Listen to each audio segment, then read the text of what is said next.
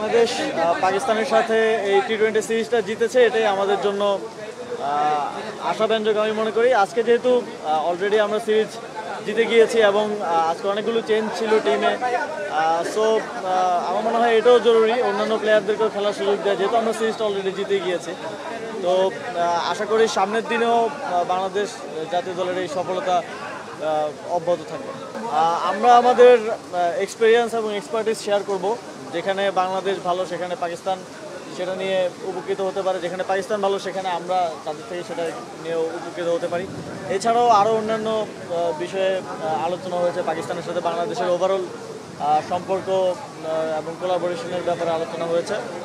আর স্পোর্টসের ব্যাপারে এই যে এসিসি মিটিংটা হলো, এটার ব্যাপারে পাকিস্তান ক্রিকেট বোর্ড অনেক সহযোগিতা করেছে এবং আপনারা জানেন যে প্রায় সবগুলো দেশের অংশগ্রহণে একটা সফল এসিসি এজিএম মিটিং বাংলাদেশে ঢাকায় হয়েছে প্রথমবারের মতো। তো আশা করি এটা অব্যাহত থাকবে এবং এই রিজিওনাল যেই বোঝাপড়া এবং সম্পর্কের মাধ্যমে আমরা মনে করি যে ক্রিকেটেও সামনে ভালো উন্নতি হবে এবং ক্রিকেটের মাধ্যমে রিজিওনাল সম্পর্কটা বোথ পলিটিক্যাল এবং কান্ট্রি টু কান্ট্রি সম্পর্কটা সামনের দিনে আরও লেভারেজ পাবে। বাংলাদেশ প্রথমবারের মতো আয়োজন করেছে এবং সফলভাবে আয়োজন করেছে।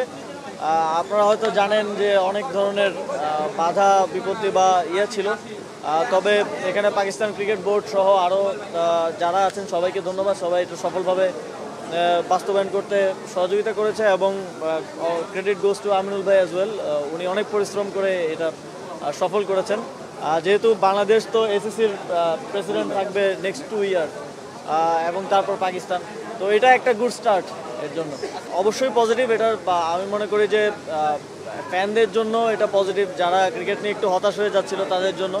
তবে এটা এমন না যে ওভারনাইট তো আসলে চেঞ্জ পসিবল না। ওভারনাইট কয়েকদিন খারাপ খেলতে পারে, কয়েকদিন ভালো খেলতে পারে।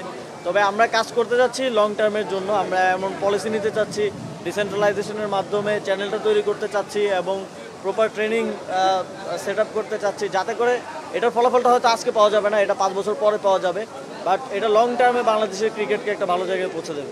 সিরিজ জয়টা আমি মনে করবো যে উই আর লাকি, কারণ এই অল্প সময়ে এমন কিছু কাজ হয়ে যায় না যে বাংলাদেশ টিম একেবারে 10 থেকে 2 দিনে চলে আসছে, তাই না? তো আশা করি এটা একটা হচ্ছে আমাদের প্রতি একটা গুড সাইন যে আমরা কাজ করলে আরও ভালো করা সম্ভব এবং এই ভালো স্টার্টটা আমি মনে করি বিসিবির নিউ লিডারশিপ এটাকে কাজে লাগাবে এবং সামনের দিনে ভালো করবে। না, বিগত সময়ে আমরা দেখেছি যে মানে মন্ত্রী এসে বলছে যে এই প্লেয়ার খেলবে না, কারণ সে তো এইগুলোতে যেটা হয় আপনার একটা ইনস্টিটিউশন ওয়ার্ক করা বন্ধ করে দেয়। আপনি যখন আমি যদি প্লেয়ারদের সাথে কথা বলি তাহলে এখানে কনফ্লিক্ট অফ ইন্টারেস্ট তৈরি হবে অবশ্যই। প্লেয়াররা আমার কাছে অন্য ধরনের যে কোনো কিছু চাইতে পারে যেটা আসলে নিয়মের মধ্যে পড়ে না। তো সেই জায়গা থেকে আমার মনে হয় প্রফেশনালি হ্যান্ডেল করা উচিত। টিমের সাথে যারা সংশ্লিষ্ট তারাই টিম নিয়ে কাজ করবে।